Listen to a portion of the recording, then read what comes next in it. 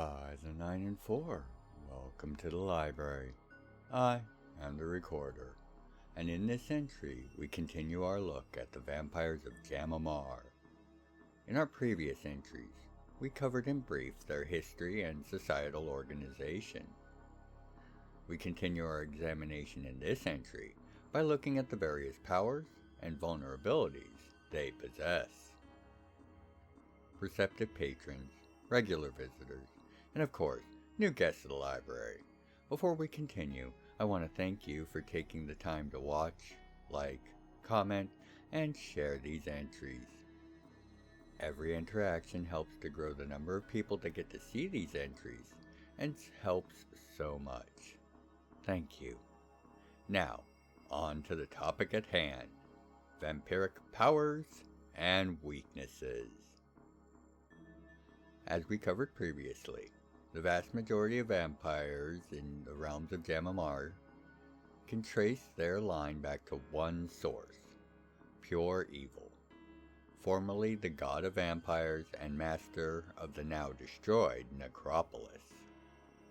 Despite the destruction of their home and the disappearance of their god, the vampires that managed to arise after that demolition were, if anything, stronger and more determined than ever to survive and ensure that such a culling was never again possible. The wide variety of powers and abilities that were and are manifested across the various lines of Pierre's progeny, coupled with the fact that only the eldest and most powerful individuals of the various lines were able to survive the necropolis's destruction, has ensured that while there are some constants, the variety of variation in powers and traits makes each encounter with these creatures of the night a vastly differing experience. Beginning with some of these constants, all vampires are stronger, faster, more resilient, smarter, and perceptive than they were before being turned. They also possess a healing factor that renders most non-magical or high-energy weapons meaningless. Even weapons of a magical or otherwise enhanced nature can only inflict wounds that instead take moments or minutes to heal, as opposed to being healed as fast as they are inflicted. They all also have a limited telepathic and coercive abilities. They overpower the wills of weaker minds, often by direct eye contact or speech. All vampires also enjoy a boost in metaphysical strength and ways as well, although, much like the degree and potential of the above enhancements, the expression of these more esoteric gifts tend to be heavily influenced by the bloodline and clan in question. However, we can group these meta-gifts as such: magical prowess and affinity, forms of shape-shifting, or unique powers. The first and most common, magical prowess and affinity, has many ways to be expressed, but will generally result in the vampire gaining the ability to use magic and its various forms if they did not have it before, or a boost of existing abilities, often beginning with the power and understanding well beyond their typical years. Some clans have some magics and spells so thoroughly a part of their culture that merely being a part of their line grants access to them, regardless of a vampire's other talents or training. Others are blessed with an affinity for a particular type or grouping of magic, while others will still be devoted to the use of magic in unique or particular ways. The second grouping of gifts, shape-shifting, is both second commonality and in our order today, and it has much general variety as our first group of abilities, but a bit more in the way of hardline classifications. The first general delineator of shapeshifters that is broad and rarely crossed except for the most powerful or specialized of their clans, is between whether they shift to a creature or a thing. The next delineation is whether the form is a partial, complete, or hybrid change. For most, it will be a full change into a creature, be it a bat, a wolf, or perhaps any other creature of the night. Most creatures that operate at night have possibilities for forms to be taken. Partial, or commonly called wereforms, are common as well. However, the power represented by a wereform vastly differs between the clan and bloodline, where for some a wereform is the beginning of their journey into shape-shifting.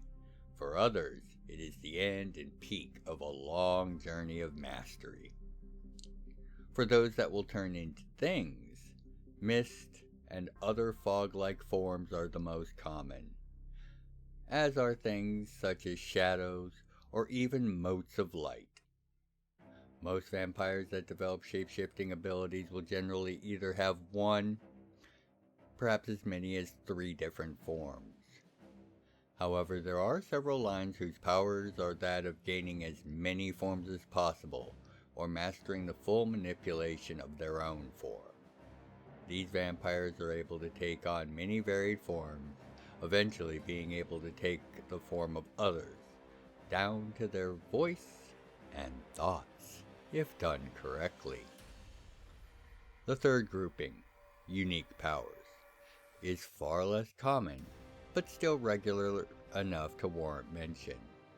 These tend to be very flashy or very subtle powers, with almost no in-between. Things such as a clan-wide mental or empathic link, or an invulnerability to the touch of fire, the command of a particular type of creature, or even extreme boosts in personal power under certain sets of conditions. Many, if not all of the oldest lines will have at least one such unique power, and it will often be a defining trait for their clan.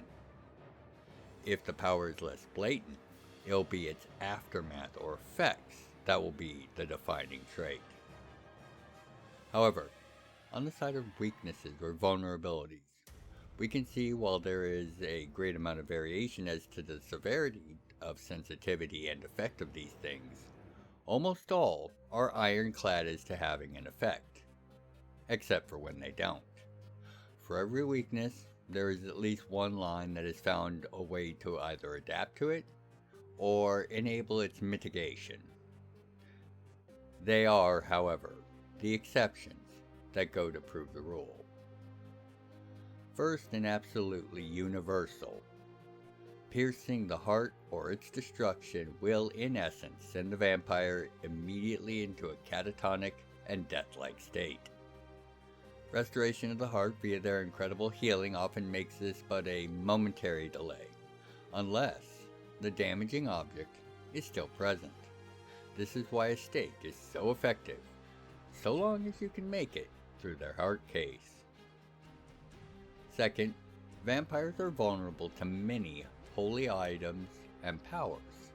However, due to the wide span of deities that are a part of the pantheon of Jam'mR, many of those deities are in alignment, if not just beneficial to a vampire.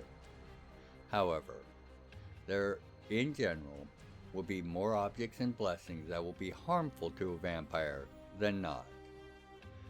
Few of these objects are able to outright slay or destroy a vampire, but many are more than able to prohibit entry or access to an area or building, or can be used to make a vampire easier to slay or capture.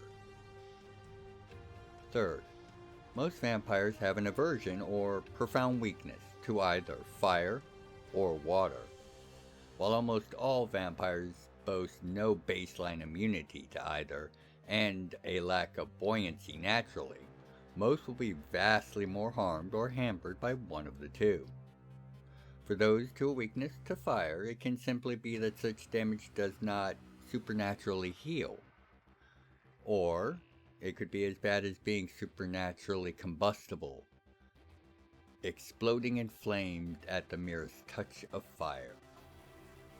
Those with a water weakness can simply be harmed by the application of relatively pure and unsullied water, or they could find themselves completely unable to cross flowing rivers and bodies of water without special conditions being met. The last vulnerability is nearly as universal as the first, save for the fact that every elder is in fact immune to it, and that is the touch of the sun. While a universal bane, the less direct and filtered forms of sunlight are not necessarily as effective depending on the line in question, along with the age and power of the individual vampire. As a note, for the purposes of what counts as a sun, for this purpose is very simple. If you are within the gravity well of the star in question, it's a sun. Thus, interstellar space renders vampires all but immune to this particular vector of attack. No doubt a critical factor in their expansion and spread, as well as the dangers presented by their control of a cosmos vessel. With this less than cheerful thought, we will draw this examination of the powers and weaknesses of Jam'mR's vampires to a close. In our next entry, we will look at perhaps the most iconic feature of these terrors of the night, perhaps the greatest expression of their corruptive power, their creation and use of vampire dragons. Perceptive patrons, regular visitors, and of course, new guests of the library, I do hope you will join me as we wrap up this vampire mini-series in our next entry. I am, as always, beyond grateful for your time and your interest in both Jam'mR and these entries. Thank you. If you'd like to help the channel, please don't forget to like, subscribe, share your favorite entries about, and of course, please leave a comment or question for me below. For those looking to go above and beyond, a link to my locals community will be in the description below. Thank you, one and all.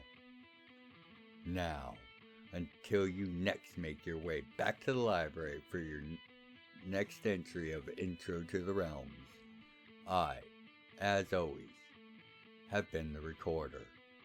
And by the 9 and 4, be well, take care of yourselves and each other. If you'd like to contribute to the further exploration and explanation of the realms, please consider leaving a comment, a like, and sharing the video around. I read all the comments and make efforts to reply to each.